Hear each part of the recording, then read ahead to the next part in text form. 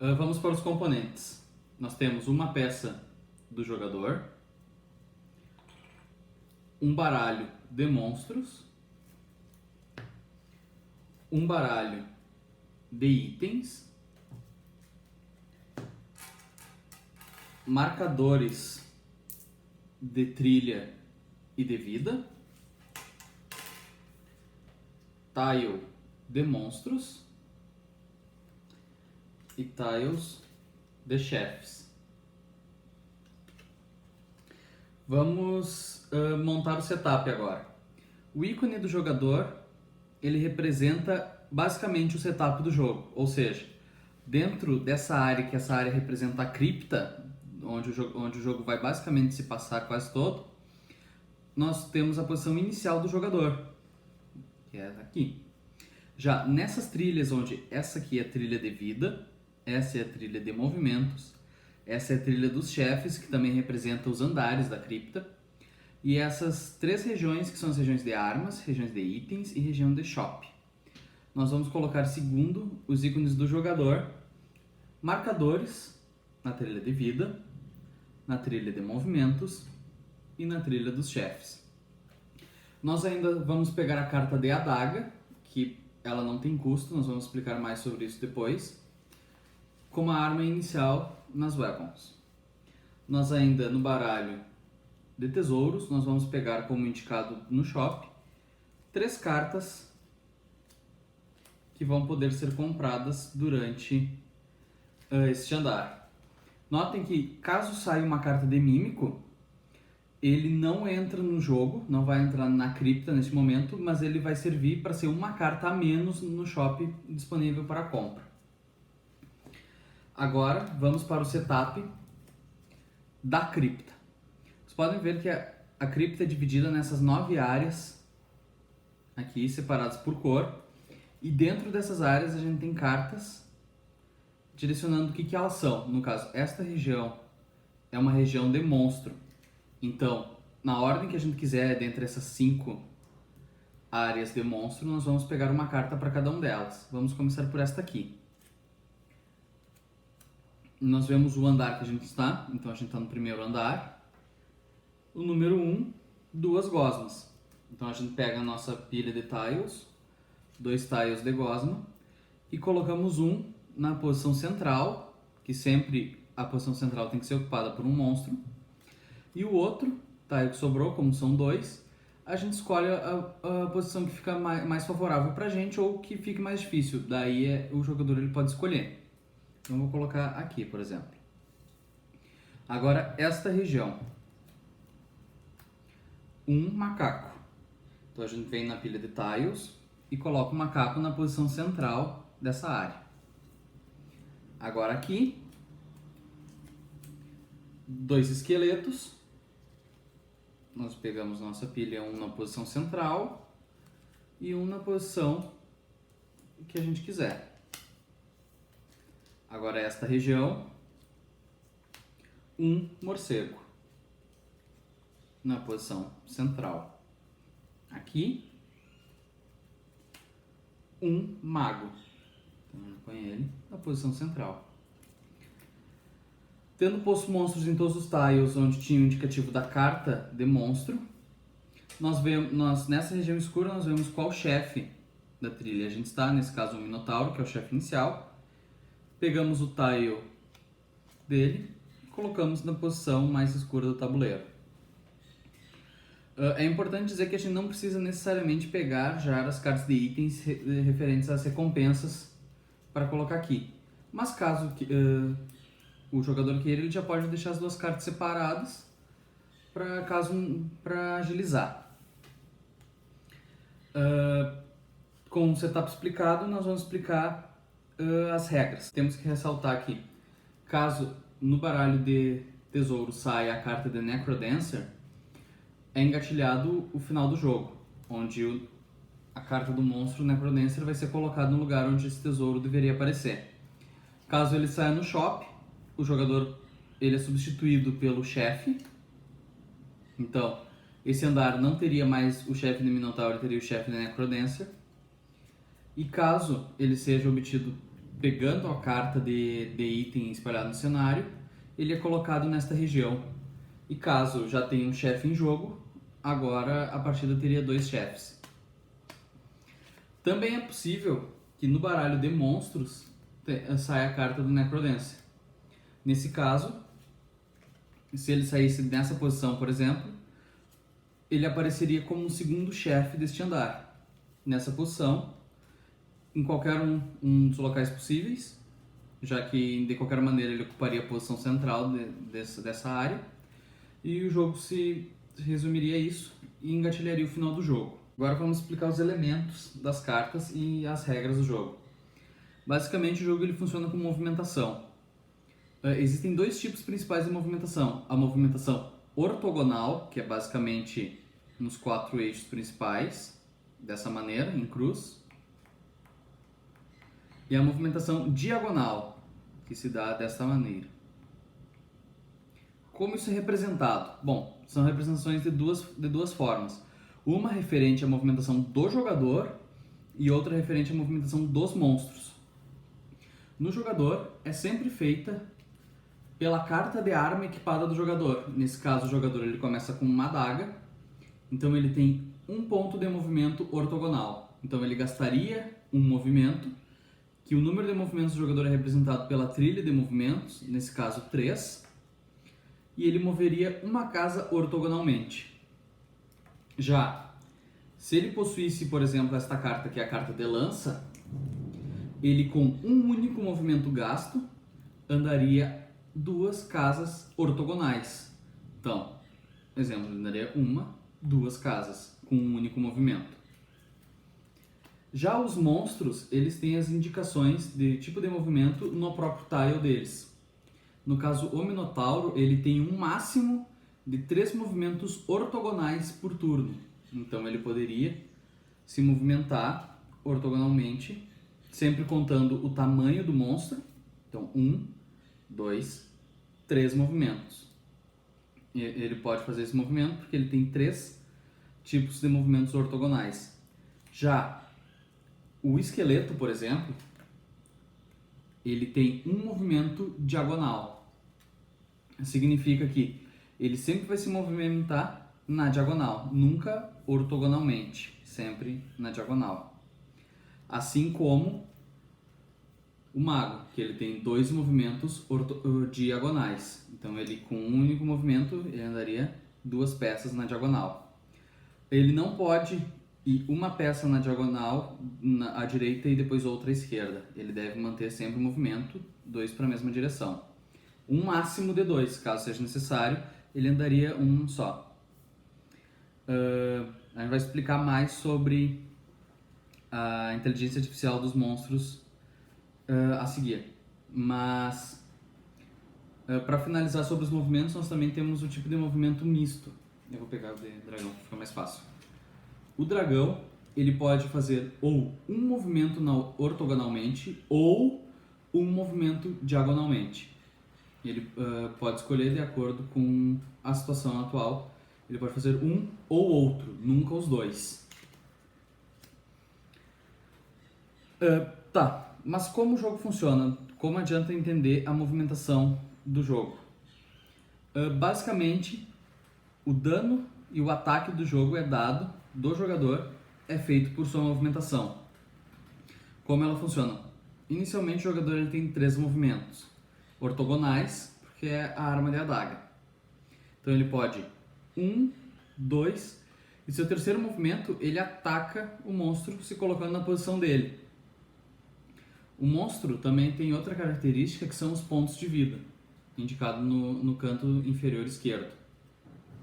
No caso, a gosma tem 1 ponto de vida, enquanto, por exemplo, o minotauro tem 3 e o macaco tem 2. E como isso funciona? O jogador vai 1, 2, 3. Eu tenho 1 ponto de vida, então a gosma morre. Ela vai para o depósito pessoal do jogador. E ao matar o monstro, o jogador ganha uma movimentação extra. Então, 1, 2, 3, matou a gosma. 3 se movimentou novamente. assim somando um total número de movimentos de 4. É recomendável que o jogador ele faça seus movimentos justamente dessa maneira, contando em voz alta ou pensando de maneira clara quantos movimentos ele ainda tem. Sempre 1, 2, 3, 3, por exemplo. Assim fica mais fácil dele se organizar quando ele está jogando. Caso o jogador tivesse, por exemplo, 4 movimentos, ele poderia fazer o seguinte: 1, 2, 3, matou o monstro. 3, que é o movimento extra. 4, matou novamente o monstro. E 4, totalizando um total de 6 movimentos, mas que, contando desta maneira, torna mais fácil do jogador se orientar no que fazer.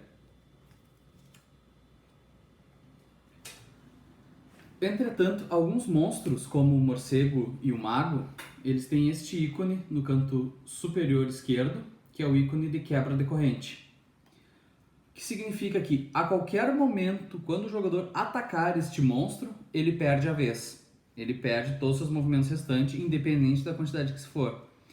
Então, por exemplo, digamos na situação onde um jogador tem 4 movimentos, ele está do lado do morcego, e ele, um movimento, mesmo que ele mate o morcego, ele encerra o seu turno, pois o morcego quebrava a corrente de movimentos do jogador.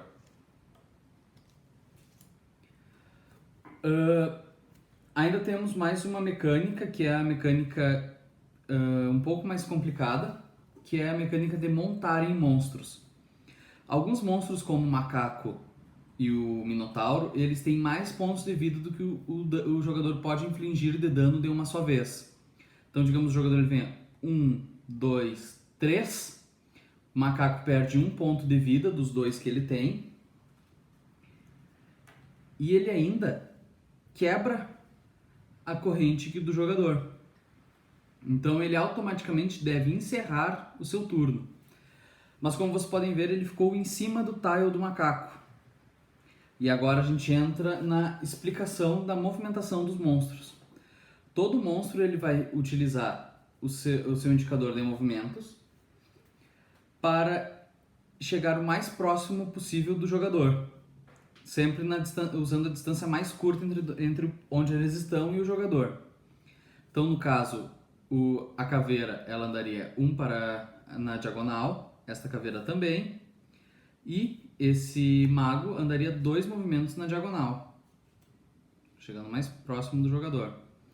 O morcego tem 2 movimentos ortogonais, então ele vai 2 movimentos. O minotauro 3, 2, 3. A gosma 1 na diagonal e a outra também 1 na diagonal. Agora é a hora da movimentação do macaco. Bom, estamos falando sobre a montaria. Então, no momento quando o jogador ele se encontra nessa situação, onde ele está em cima do tile de um monstro, é como se ele estivesse literalmente montado e atacando um monstro em cima dele. Ele pode optar por, utilizando a movimentação do monstro, andar junto ao monstro, escolhendo para onde ele vai andar, como se ele estivesse manipulando o monstro no qual ele está montado. Entretanto, ele perde um ponto de vida, descendo na trilha de ponto de vida. Se ele chegar aqui, ele morre. Ou ele pode optar por ficar nessa posição e mandar o monstro para qualquer direção que lhe favoreça. No caso, digamos, o jogador ele poderia mandar o macaco para cá, para baixo, ficar aqui, assim não perdendo pontos de vida e evitando o ataque do macaco. Mas como funciona o ataque dos monstros? Todo monstro tem na margem dos seus tiles áreas que dividem entre branco e vermelho. No caso, vamos pegar aqui o tile do minotauro, que fica mais fácil de visualizar. A margem do minotauro indica que o minotauro ele pode fazer um ataque ortogonal para baixo ou ortogonal nesta direção. Caso, por exemplo, o minotauro termine seus movimentos nesta posição, ele causa dano aqui, devido a ser uma posição ortogonal a ele, daria um dano ao jogador. Ou, caso o jogador estivesse aqui, o mesmo aconteceria.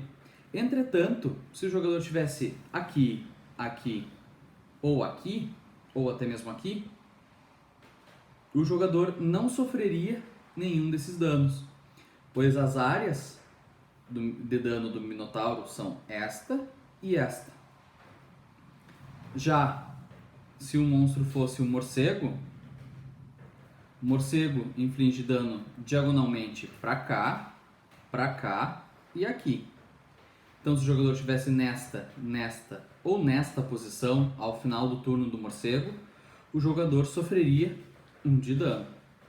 Entretanto, se ele estivesse em qualquer posição aqui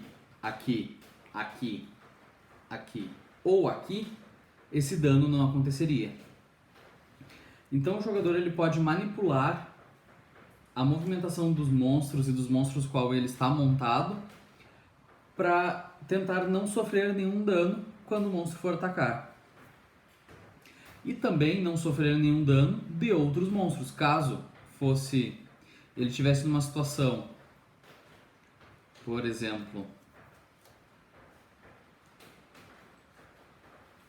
esta, onde se ele decidir desmontar do macaco a fim de evitar o dano recebido por ele, ele tomaria 1 dano desta caveira, 1 dano deste mago e 1 dano desta outra caveira, diminuindo 3 pontos de vida. Já se ele optar por, nessa situação, continuar montado no macaco e se movimentar com ele, ele toma 1 dano do macaco, por ele estar montado no macaco, e ainda toma 1 de dano do outro esqueleto que ainda está na área de ação dele. Entretanto, caso o jogador tome o dano de um monstro enquanto está montado em outro, esse monstro também recebe o dano. É como se os monstros eles não conseguissem distinguir muito bem o seu jogador e o monstro no qual você está montado. Então o jogador ainda conseguiria derrotar este macaco, ele vai para o seu depósito pessoal e o jogador ficaria nessa posição, tendo tomado ao invés de 3 danos, 2 e matando um macaco. Agora explicar mais alguns tipos de movimentação. O jogador ainda pode, gastando um dos seus movimentos, optar por comprar cartas no shop. As cartas elas têm um custo, elas têm um nome, um custo e algum tipo de bônus, caso seja uma carta de arma. Como este custo funciona? Ao matar monstros, no caso, por exemplo, se o jogador já tiver matado essas 2 gosmas, é como se o jogador ele tivesse 2 créditos. E ele só poderia comprar cartas que custassem 2 ou menos. No caso de tiles de chefes, como eles ocupam a área de 4 tiles, é como se o valor deles fosse de 2 créditos. Ou seja, se o jogador tivesse essa combinação de tiles de que ele matou um minotauro e uma caveira, ele somaria um total de 1, 2, 3, 4, 5 créditos. E ele poderia, usando um dos seus movimentos, mandar de volta para o depósito e comprar uma carta de custo 5 ou menos, no caso, comprar essa lança, por exemplo. Mas caso o jogador já tenha uma arma equipada ou mais de 2 itens, como indicado por aqui, equipados, o jogador pode fazer um manuseio, levando a carta que ele não está utilizando para o seu depósito pessoal, onde ela não poderá ser utilizada, e mantendo a carta atual na sua área ativa. Se, por exemplo,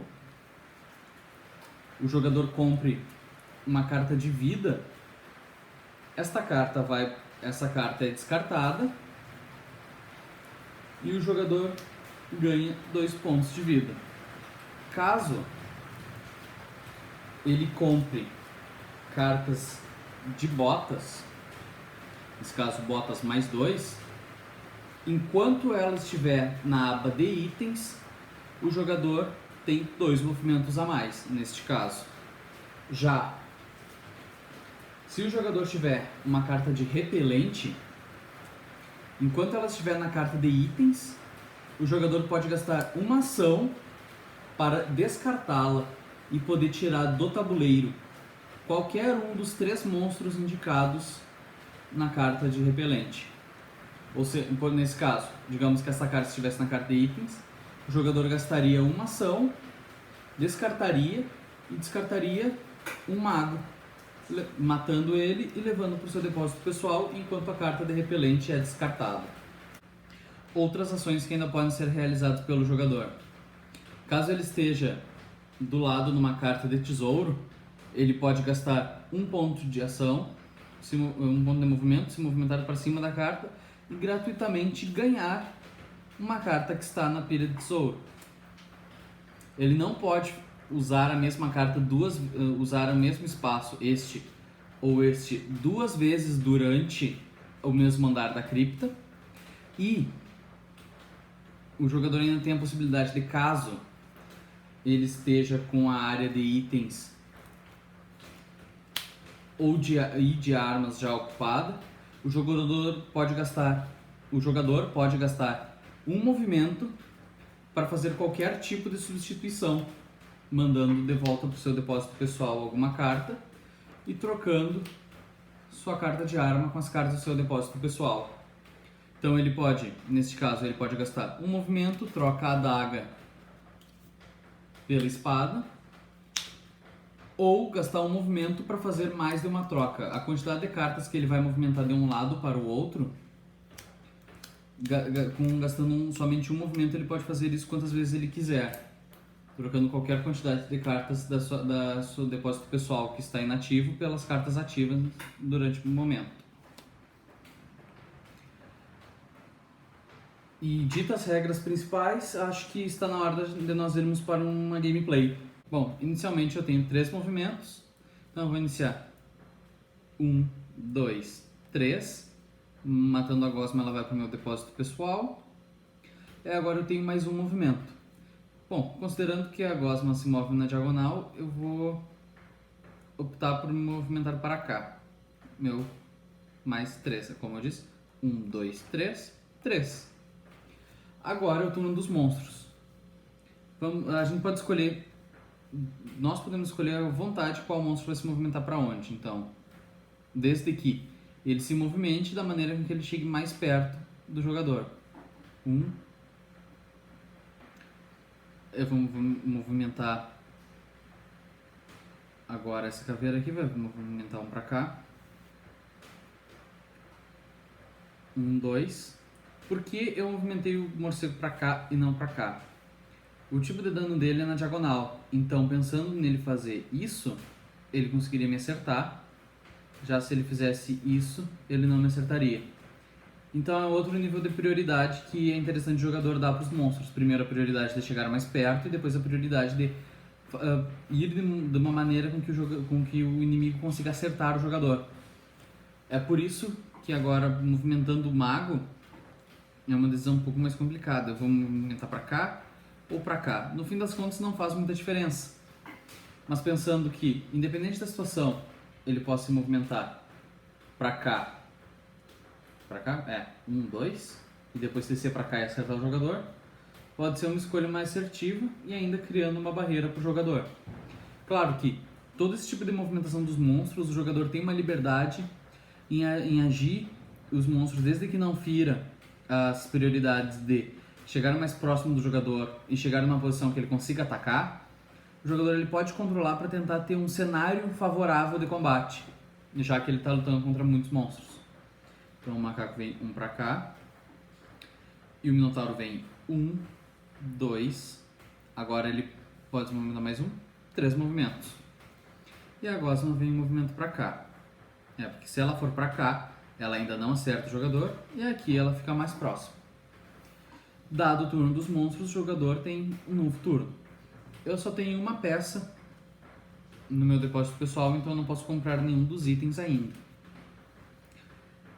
Então eu vou 1, 2, 3, 3. Matei esses 2 monstros e me movimentei para cá. Agora eu gastei todas as minhas ações, agora é o turno dos monstros. Esse esqueleto já tem contato direto comigo, então ele me causa 1 de dano automático. O macaco tem um movimento ortogonal, no caso ele pode se movimentar para aqui e para cá, ou para aqui e depois para cá, teoricamente. pensando nele me atacar. Eu vou movimentar para cá, pois ele vai criar uma dificuldade de eu movimentar nesse sentido aqui. E o morcego, ele poderia vir um para cá ou um, dois para cá. Ele não pode fazer esse tipo de movimento, por exemplo, por ele só tem movimentos ortogonais no mesmo sentido. Então, eu vou colocar ele da maneira mais próxima, que é esse movimento. Então ele tem menos tiles de distância até mim. E o Minotauro vai vir 1, 2, 3. Bom, agora eu tenho 4 tiles de monstros. Eu ainda não posso comprar nenhuma das armas, porque todas elas são de custo 5. Eu vou 1, 2, 1. Opa, 1, matei. 1, 2. Causo 1 de dano no macaco. E eu perco a minha rodada, pois ele tem quebra de corrente. Eu fiz isso basicamente para eu poder me movimentar com o macaco no próximo turno. Porque eu poderia ter matado o morcego, mas sim estava livre tanto para o macaco me atacar, quanto para o minotauro, duas criaturas com mais de um de vida, que dificultaria a minha situação. Então vamos movimentar primeiro o minotauro. 1, 2.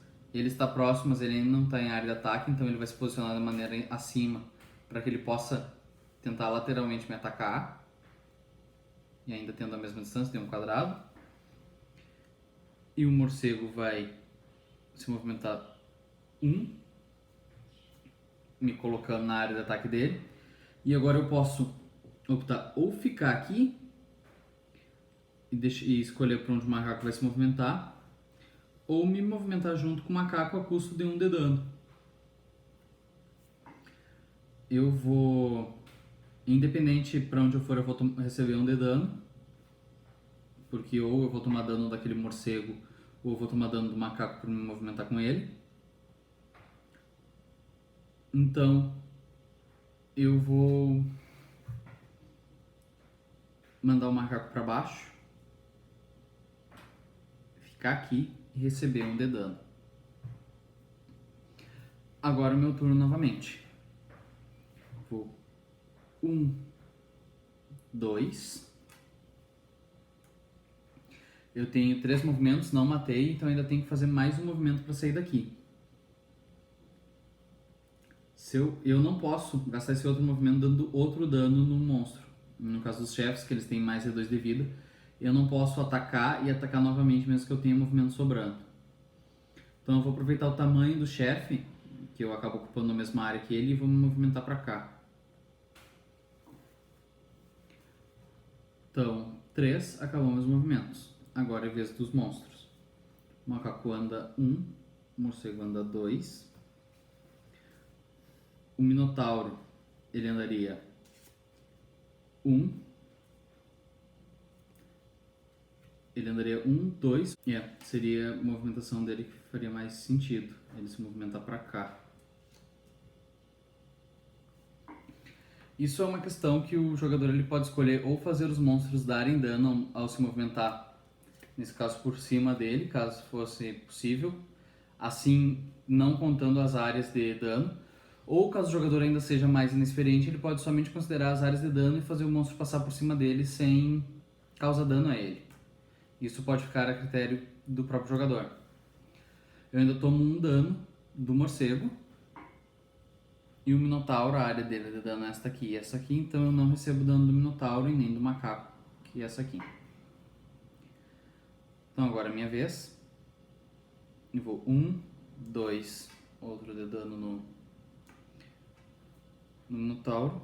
Como eu estou ocupando a área no minotauro, eu posso vir pra cá. 3, mato o morcego. Ele tem quebra de corrente, então mesmo que eu tivesse mais movimentos, eu teria perdido eles agora. E agora, os 2 monstros. Eu estou na área de ação do minotauro e estou na área de ação do macaco, então eu não preciso me movimentar. E agora que eu vi que eu não fiz uma escolha muito inteligente, pois eu vou receber 1 dano do minotauro e 1 dano do macaco. E eu perdi. Bom, já como eu fui derrotado nessa demonstração, eu vou explicar como funcionam as condições de vitória do jogo. Nós temos a trilha dos chefes, que caso eu vença o Minotauro e todos os monstros do primeiro andar, venço o dragão e todos os monstros do segundo andar, eu entro no terceiro andar, onde nós temos o Necrodancer. O Necrodancer ele pode aparecer desta maneira, usando a trilha dos monstros, e pode aparecer, como eu tinha dito antes, no baralho dos monstros ou no baralho dos tesouros. Entretanto, a gente tem que ressaltar que ao derrotar o Necrodancer, independente de quantos monstros ainda estejam na cripta, o jogador ganha automaticamente. E o Necrodancer ele tem duas regras especiais: ele ataca de maneira especial e ele se movimenta de maneira especial. O Necrodancer, como vocês podem ver, ele tem um movimento ortogonal, ou seja, ele na rodada dele ele pode se movimentar um movimento em qualquer um dos 4 sentidos: para baixo, para cima, para direita ou para esquerda. Entretanto, diferente dos outros monstros, o Necrodancer ele não vai andar para cima do jogador, ele não vai tentar se movimentar para diminuir a distância entre ele e o jogador. Ele vai se movimentar de uma maneira que a distância entre ele e o jogador seja a maior possível. Por quê? Vocês veem que a cor da borda do Necrodancer não é vermelha, é cinza. Isso significa que em qualquer um dos 4 lados dele, o lado que estiver mais perto do jogador, uma carta de monstro será comprada e o spawn do nível 1 pode ser feito do nível 1. Caso o jogador queira mais desafio, ele pode optar por caso ele esteja no segundo andar no CO2 e o terceiro andar no 3, mas é recomendável para iniciantes que o Necrodancer sempre, de spawn, sempre faça nascer os monstros de nível 1. Então, no caso, nessa situação, o Necrodancer está ali, o jogador está aqui, sai a carta, 2 zumbis, essa região é a região entre essas 4 mais próximas do jogador, 2 zumbis aparecem ao lado do Necrodancer. E esses zumbis, sim, se movimentarão de maneira para atacar o jogador. Eles não se movimentam logo que são invocados pelo Necrodancer. E o Necrodancer também se movimenta e depois spawna os monstros. Assim como todos os outros monstros que primeiro se movimentam e depois atacam, ou, caso não seja necessário, eles somente atacam o jogador. O monstro nunca pode atacar e fugir, por exemplo.